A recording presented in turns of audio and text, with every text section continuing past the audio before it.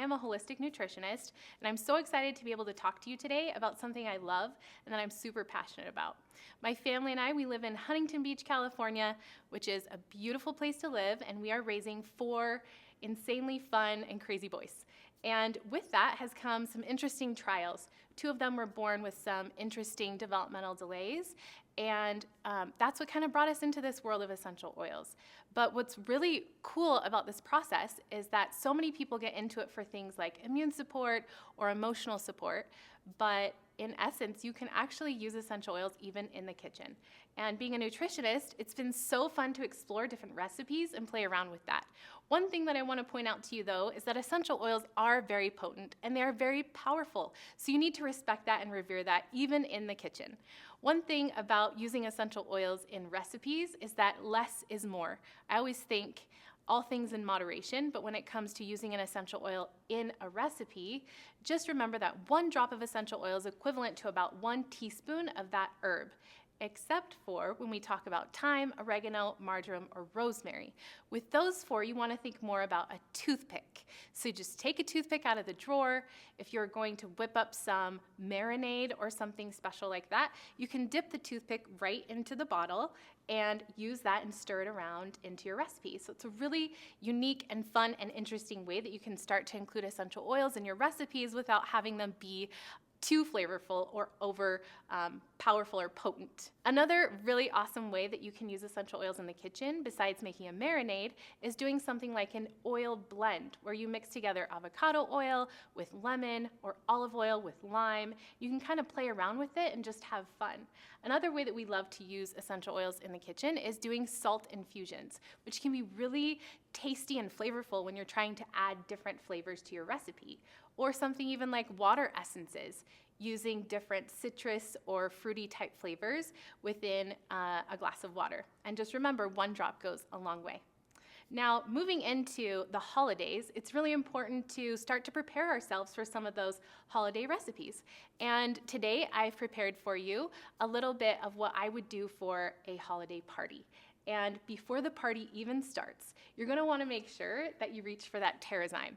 Terrazyme is a food nutrient enzyme that is jam-packed with 10 of the most common food groups that we consume. And if you're not aware of what enzymes do for you, they're so powerful and they're so incredible in how they work in the body. They serve 2 purposes. 1, they go deep down in there and they help the body to actually crunch and munch and digest the food down. And the second thing they do that's really incredible is they help the body to be able to absorb the nutrients of the foods that you're eating, which is really incredible too if you're having any food sensitivities. So make sure that you take that Terrazyme 1 to 2 before you go to that party and consume that food. And I wanted to share with you one of these great recipes that I have prepared. And one of the things that I love most about an appetizer is that it's really supposed to be easy, right? You can get a little plate out and somebody can just put a little bit on there and walk around and socialize. So one of the recipes I wanted to share with you is actually an appetizer. It's super simple and we use it all year round and it's a huge hit at our house. So I would love for you to try this at home. It's actually got chickpeas and it's really important that you peel the chickpeas so it doesn't have that outer shell to it. And another big tip, especially if you're trying to make a vegan hummus, is using the aquafaba. So if you've ever drained a can of chickpeas, you'll notice that all of what's going down the drain, that liquid at the top, is kind of this thick, creamy texture.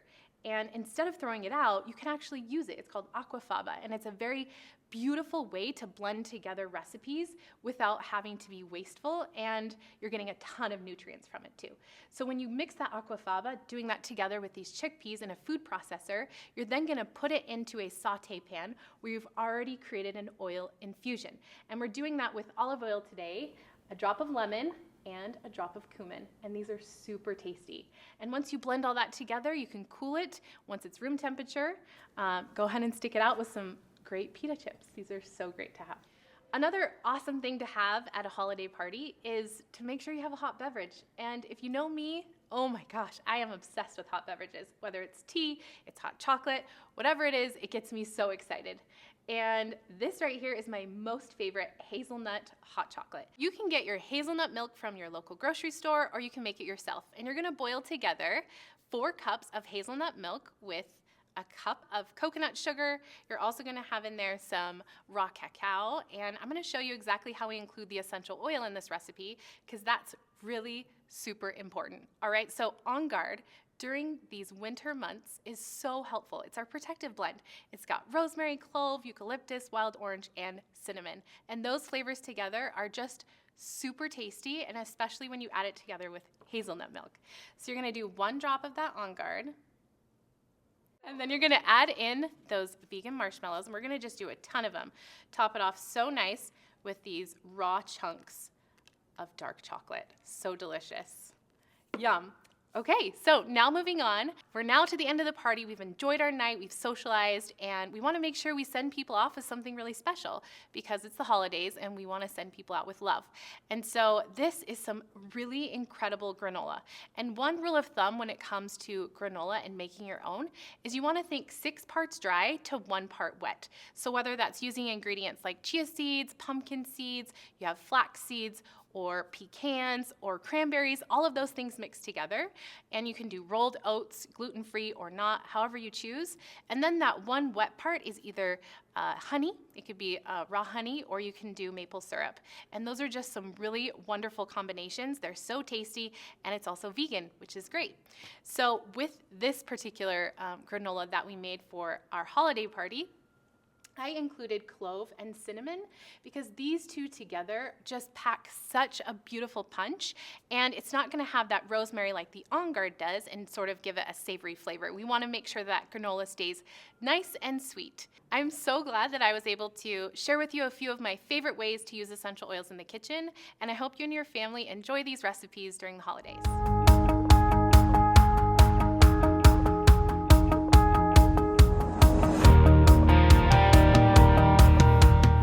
Christine Appleby, and I live in Brisbane, Australia, and I am super excited to share some delicious raw food recipes with you guys today.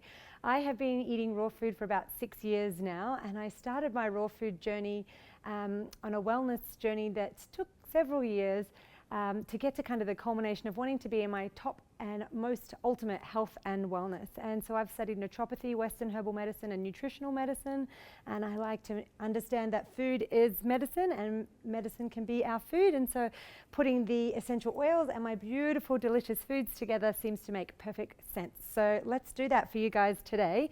This is probably my favorite on-the-go quick breakfast. I can do this one anywhere at all, as long as you can find a supermarket where they sell chia seeds. Chia seeds are super awesome. They hold 9 times their weight in water. They're full of healthy essential fatty acids that are going to be really supportive of your brain. And so I usually get a little mason jar, or any leftover jar will do. And I put 1/4 cup of the chia seeds into the jar.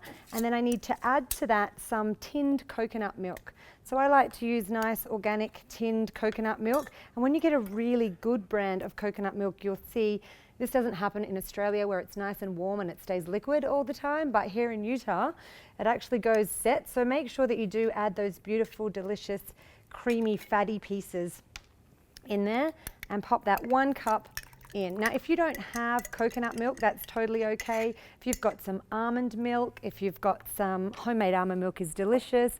If you've got cashew milk, if you've got hemp milk, whatever it is that you prefer to drink, you can pop them straight in. And the very first thing you want to do is get a fork and mix it up really well. If you don't mix it straight away, what you'll find is you get little globby bits in the bottom, and it won't have a nice, beautiful texture and consistency. So flicking that all around. Then we want to turn this into a chai chia pudding. So that's what we're making today, chai chia pudding. And so we're going to use the essential oils and just a teeny touch of nutmeg. Now I'm going to use a pinch of nutmeg, and these may be the cutest spoons that you have ever used before in your life. Yes, a pinch, a smidgen, and a dash is actually a real measurement. So I am going to use my little dash spoon right now to put a dash of beautiful nutmeg straight into my chia mix right there. And then I'm going to use a toothpick of cardamom, ginger, cassia, and black pepper. Now, the reason why I'm using a toothpick is that these are beautiful, strong, delicious essential oils, and all I need to do is pop my toothpick into the orifice reducer, kind of wiggle it around just a little bit, get it a little bit wet, and then stir it straight into the mixture. And I'm going to do that for each of them. I love cardamom essential oil. I've spent a bit of time in India, and when I was in India I could smell it. And so although our cardamom oil comes from Guatemala, it always reminds me of India, and it's really great for your digestion, and also we have it in our Easy Air, or well, if you live in the States, Breathe essential oil, because it supports the respiratory system. So a really great way to support your digestion first thing in the morning. The next one that I've popped in is ginger, and ginger essential oil, emotionally the oil of empowerment. Smells so good, tastes so good. I like to use this one, a big pep up in the morning for myself as I go through. Cassia essential oil, again, really good for digestion first thing in the morning, and black pepper. And if you've got kids who do not like the taste of black pepper, they think it's hot or spicy, then this is a really great alternative in your cooking, because the black pepper essential oil has the taste of black pepper without the spice. So I've popped all that in there. I'm also going to pop a splash of maple syrup. Now I will tell you that we're in America. This is not what I would use if I was at home. I would actually use coconut nectar at home in Australia. Maple syrup is a beautiful sweetener. It's got some great minerals in it, but coconut nectar actually contains amino acids, so protein building blocks, which means that your blood sugar level won't get as much of a kick when you are consuming coconut nectar. And I've popped all those things together into my jar. I shake it all the way up, and then I can just leave that and go. So this is a really good one to make and take when you're out and about in the beginning of the day. And if you want to make it go a little bit further, or if you want to serve it, then a great idea is just to grab a banana. Now I'll tell you right now that this banana is actually not as ripe as it should be. When we eat our bananas, they should have little brown spots on the outside, and I know most people think that that's when they're old, but just when they start to get those brown spots, all the starches have started to break down, and that means that they're more digestible by the body. So if anyone's ever had constipation from eating bananas, your bananas weren't ripe enough. And I just take a few of my little banana segments, throw them straight into my mug, and I also pop in some goji berries. And goji berries are one of those comeback foods. These are organic, they're easy to get nowadays, but they were kind of an ancient food that have made a big comeback, and they belong in the superfood category. They've got lots of great benefits. So that is my to-go breakfast. Chai, chia pudding, and it tastes delicious. Ciao for now.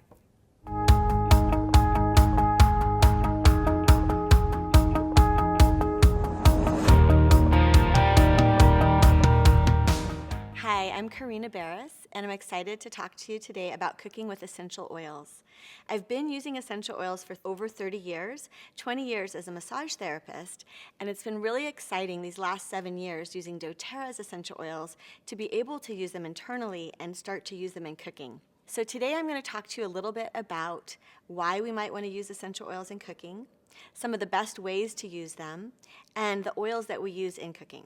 So one of the reasons that I really like to use essential oils versus dried herbs or fresh herbs is because they're 50 to 70 times more potent. And this is not only great for the health benefits, but also for the flavor. You're going to have amazing, potent essential oil flavors. In addition, you're going to actually save a lot of time and money. When you go to the grocery store and buy these fresh herbs, obviously there's a cost. It takes time to wash and chop. And I don't know if you're like me, but I find I end up throwing away a lot of those herbs because I just don't get to them. Now with the essential oils, you're going to take 1 to maybe 3 drops and put them directly in the food, or there's some other ways I'll teach you how to use them. And so you're going to be spending pennies, and of course it takes about a second to drop that essential oil into your food. So when you're looking at the essential oils and which essential oils you can use internally, a good rule of thumb is to actually look on the bottle. You will see on the bottle supplement facts. And when it says supplement facts, just like a supplement you take internally, you can take these oils internally. So there's roughly about 26 essential oils that I use in cooking. And they include the Slim and Sassy Blend, wild orange, grapefruit, tangerine, lemon, lime, bergamot, black pepper, thyme, fennel, basil, rosemary, marjoram, coriander, cilantro, oregano, cardamom, cinnamon, cassia, clove, ginger, lemongrass, peppermint, spearmint, lavender, and chamomile. So I want to give you some basic guidelines on how to use essential oils in your food preparation and in your cooking because they're very potent and it's really easy to overdo it. When I first started using essential oils, I ruined many a dish by adding, a drop or two of oregano to that dish and just overpowering it. So less is more. Some of the ways that you can be careful, especially with some of the stronger, hotter, more potent oils like oregano, is to use a toothpick. You're going to literally take the cap off the bottle and insert your toothpick into that bottle, and you can swirl that into your soup or stew or whatever it is that you're wanting to add some flavor. You can always add more, but this way you don't overdo it. Another way that I love to use essential oils in cooking is to do what I call salt infusions. This is where you can take about 2 tablespoons of salt, and this is roughly, and you can really do it to your own taste depending on how strong you like the flavors. You can add 2 drops of essential oil. So for example, for this one, I might do a lemon and black pepper. So I'm going to drop 2 drops of my black pepper essential oil into the salt and 2 drops of lemon essential oil into the salt. And now you use the salt to flavor the food, and you have that incredible flavor of black pepper and lemon without overpowering the dish, and you can just season to your taste. One of our favorite essential oil salt blends is called the Provence Salt Blend, and it's a mix of basil, thyme, marjoram, rosemary, lavender, and fennel essential oils, all mixed together in salt. The concept came from the bouquet garni, which chefs learn in chef school, where they add all of these fresh herbs and use it to make stocks, stews, and sauces. It is an incredible blend that you can add to season to any of your food where you would use salt. So another way that you can add essential oils for cooking is into sugars, honeys, maple syrups. And I want to share with you one of my favorite recipes. It actually came from my husband, Ramon Barris, who is the essential oil chef, really. And he came up with this awesome recipe, and it's called the 5-spice sugar blend. And so you're going to add it to either sugar, coconut sugar, whatever sweetener that you would like, about 4 tablespoons of sweetener, and you're going to add 1 drop of wild orange, 1 drop of cinnamon, 1 drop cardamom, 1 drop black pepper, and 1 drop of clove essential oil. Mix that up, and it's an incredible flavoring for chai tea, a 5-spice latte. It's fabulous in oatmeal or any other beverage that you would like. A great way to use essential oils in cooking, both for while cooking or after in sauces, salad dressings, and the like, is using olive oil or any other good cooking oil that you like to use. So a good rule of thumb would be for 2 tablespoons of olive oil, 2 drops of an essential oil. If it's a very hot oil like a lemongrass or a oregano or thyme, you might want to do 1 drop of essential oil to 2 tablespoons of your cooking oil. So with using the essential oils in an olive oil, there's many ways that you could actually apply it. You could use that as a cooking oil while you're making things like meats or vegetables, while you're making scrambled eggs, anything that you're cooking where you want to have some oil and flavor, you could add an infused olive oil. There are endless combinations that you can do depending on what kind of flavors you're looking for. If you're going for more of an Italian seasoning, the oregano, the thyme, the basil, the marjoram would be perfect. If you're going for more of an Asian flair, the ginger, the lemongrass, the basil, the lemon, the lime would be perfect. And you can have fun playing with different flavor combinations. One of my favorite Asian fusion blends that can be used really well in the olive oil or in a salt blend, depending, is ginger, lemongrass, and basil. Another thing that you can do with the olive oil, which is tasty and a really fun thing to do at parties or as an appetizer, is to pour olive oil in a bowl and then add whatever essential oils you'd like to that olive oil and have pieces of bread or vegetables for dipping. So one of the ways that I love to use essential oils in cooking that's fast and tasty is making my own homemade salad dressings. And this can be done easily with some olive oil, maybe a little balsamic vinegar, a little Dijon mustard, and then adding whatever essential oil flavors you like. Even just a drop of lemon or lime adds an incredible flavor to your salad. But you can get fancy with oregano, basil, whatever flavors that you are desiring. One of my favorite winter salads is a beet in their greens essential oil infused salad with marjoram and black pepper. The marjoram and the black pepper really bring out the flavor of the beets, and it's a great salad to have during the winter time. One of my favorite salads to bring, especially to gatherings or potlucks, is the Chinese quinoa salad. It's got all of the yummy Asian flavors, including ginger essential oil. People are always blown away by this salad, and I love telling them that it's using an essential oil. So I don't know about you, but I'm obsessed with avocados and guacamole. I could eat it every day. And some of my favorite essential oils that I like to add to my guacamole is a drop of lime, lemon, cilantro, or coriander. One of the simplest ways actually to add essential oils into your foods is to put them in your drinks. It's super easy, refreshing, and delicious to add a drop or two of a citrus essential oil to your water. The citrus essential oils include bergamot, wild orange, grapefruit, tangerine, lemon, and lime. And literally adding a drop to your water gives it an incredible flavor and freshness and helps your body to gently cleanse. Another way to use essential oils is to actually make your own teas. And here you would boil water, let it cool down a little bit so it's not too hot, and then add a drop or two of some of your favorite essential oils. Some that I like to add to a tea are lavender, Roman chamomile, wild orange, and peppermint. Another way to use essential oils internally is to add them to your fresh squeezed juices and smoothies. And this is going to especially help you if you make some green drinks that aren't so yummy. You can add a drop of wild orange or lemon to give it a nice extra flavor. I like to make my own essential oil honeys where you can add a drop of essential oil to your honey. Wild orange is a great one, cinnamon, lemon, or any of the flavors that you enjoy. One of my favorite essential oil drinks is a lavender-infused lemonade. This is super refreshing on a hot day, and it's a wonderful thing to make if you have guests coming over to your home to serve. So my hope is I've given you enough information to help you get started using essential oils in your cooking and food preparation. There are endless varieties of flavors that you can create, and my hope is that you'll just have fun, start experimenting, and enjoy the health benefits and the flavors of essential oils. One of the things that we've enjoyed doing in our family is making the olive oils, the salts, the sugars to give as gifts, and people really enjoy these handmade, personalized gift items. Have fun cooking with essential oils. It is a blast.